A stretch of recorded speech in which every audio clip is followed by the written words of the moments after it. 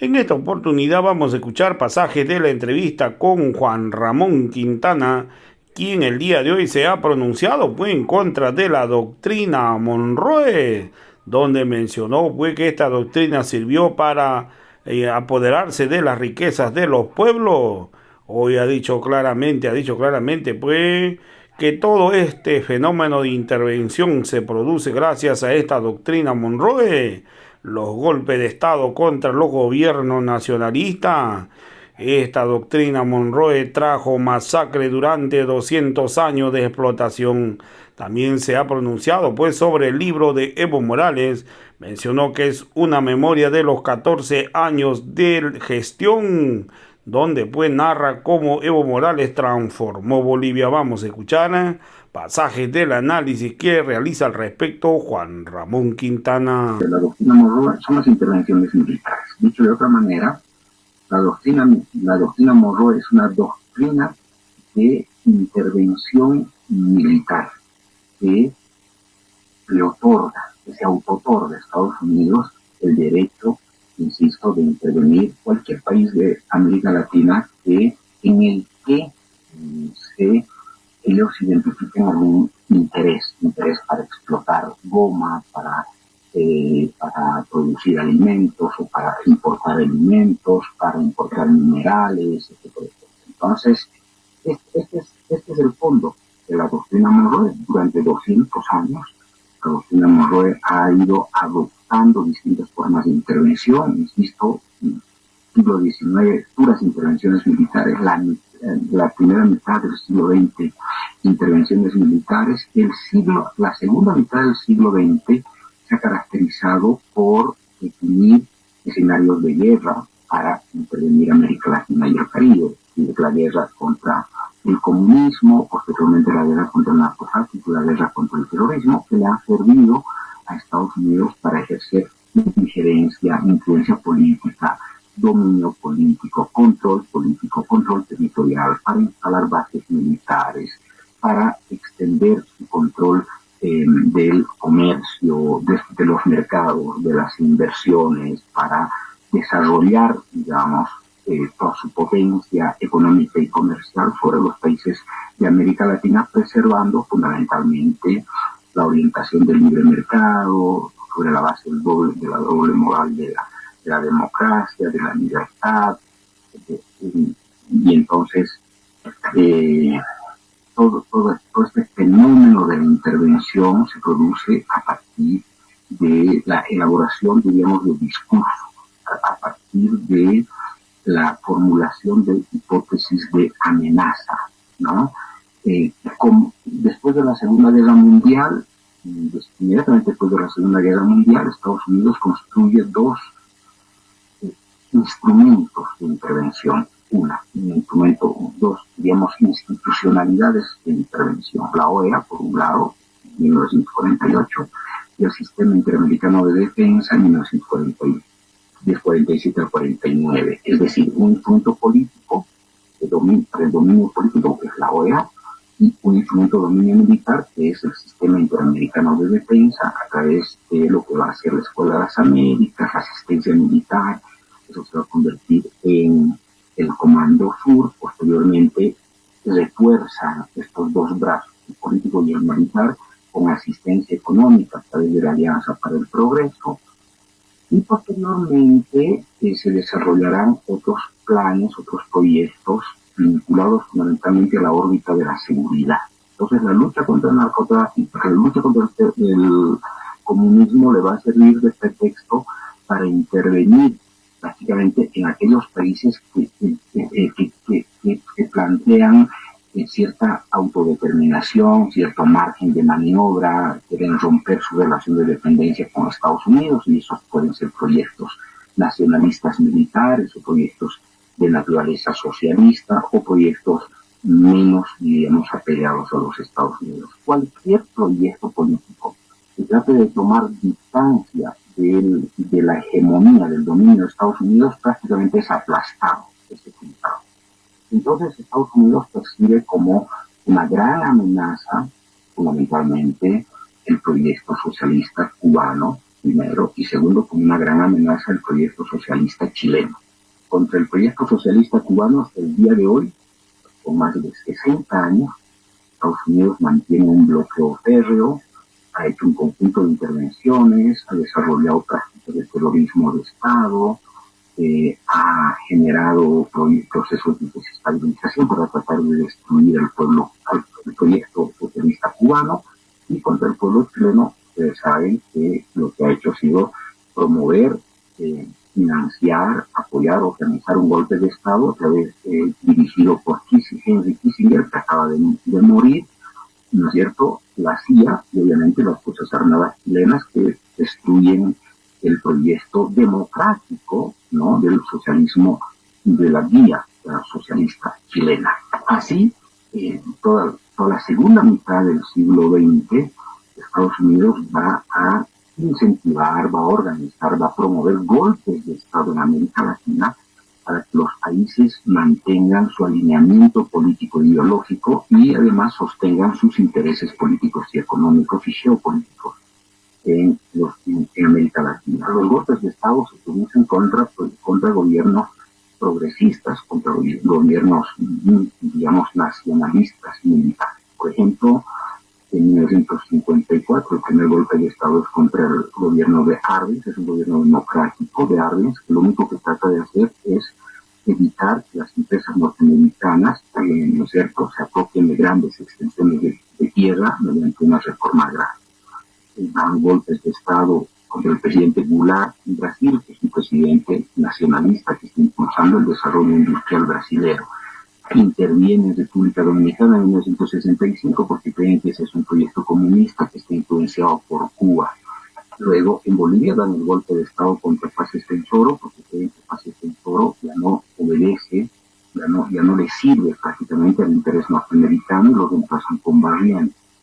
En 1976 da un golpe con Videla porque creen que el comunismo está avanzando en Argentina. Lo mismo sucede en Uruguay. En Paraguay apoyan a Stroessner.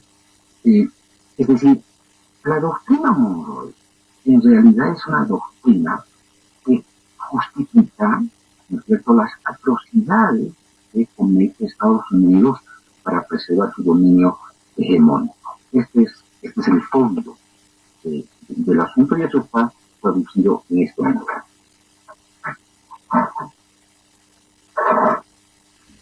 Bien, exministro, para también sepa la población boliviana que nos escucha por la radio, ha hablado de cómo ese extensor ha sido utilizado por la doctrina Monroe y luego desechado.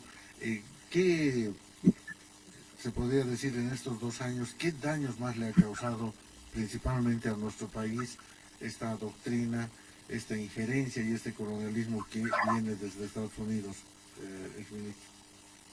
Bueno, mira, en realidad nadie se ha atrevido hasta ahora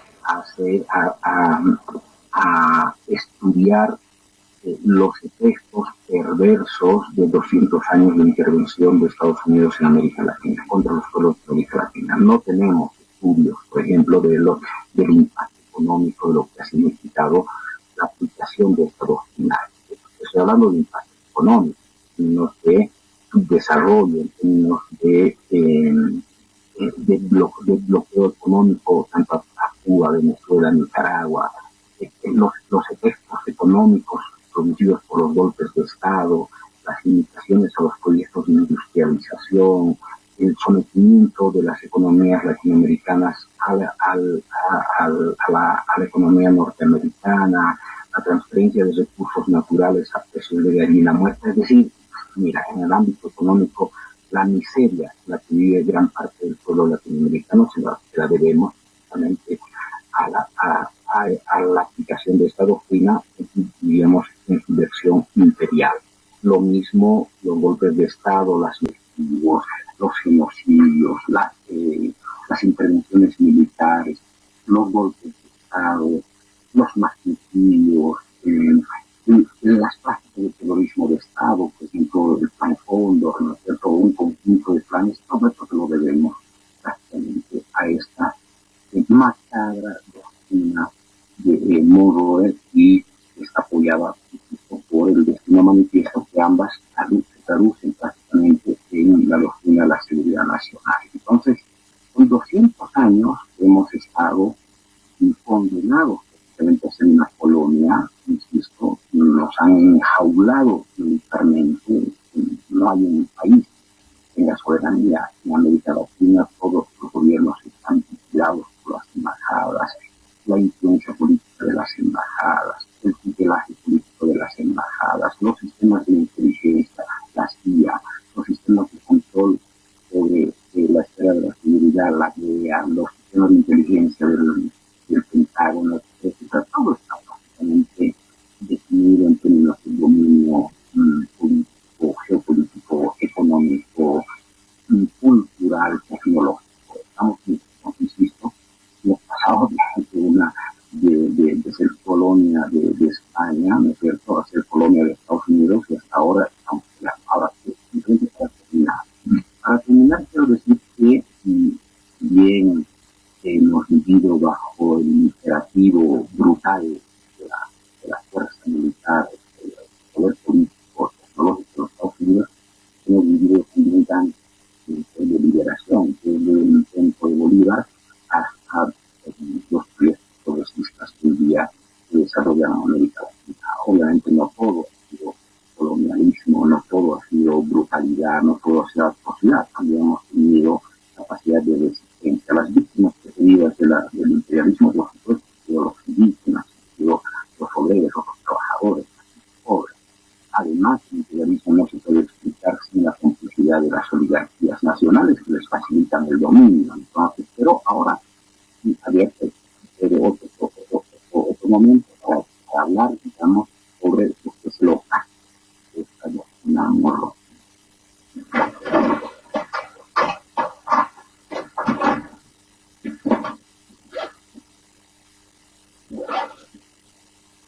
Bien, bien. Para ya ir cerrando, exministro, y comentar un poco también sobre el libro de el expresidente Evo Morales, Bolivia mi vida, la patria mi alma, logros que ha tenido el presidente Evo Morales y que además contrastan bastante con todo lo que es la injerencia de Estados Unidos también. Sí. Muy brevemente, José, te puedo decir que este libro, que se ha presentado el día de ayer, escrito por el compañero Evo, editado por Iván Canelas, es una bitácora de un viaje gubernamental inédito de un indígena transformando el país. Básicamente, yo diría, sintetizaría de esa manera. Es como una especie de memoria a partir de los detalles de lo que ha significado 14 años de gobierno al mando del primer presidente indígena, ¿no es cierto?, que ha permitido transformar para siempre el país.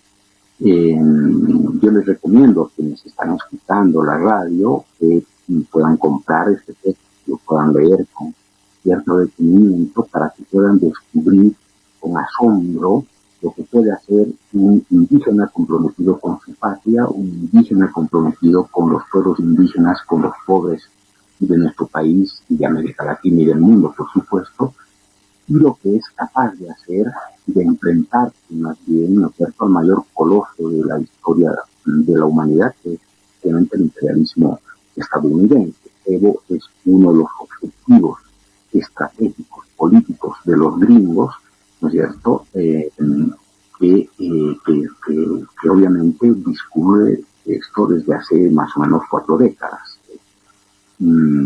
Pero este es un libro que yo creo que es una síntesis.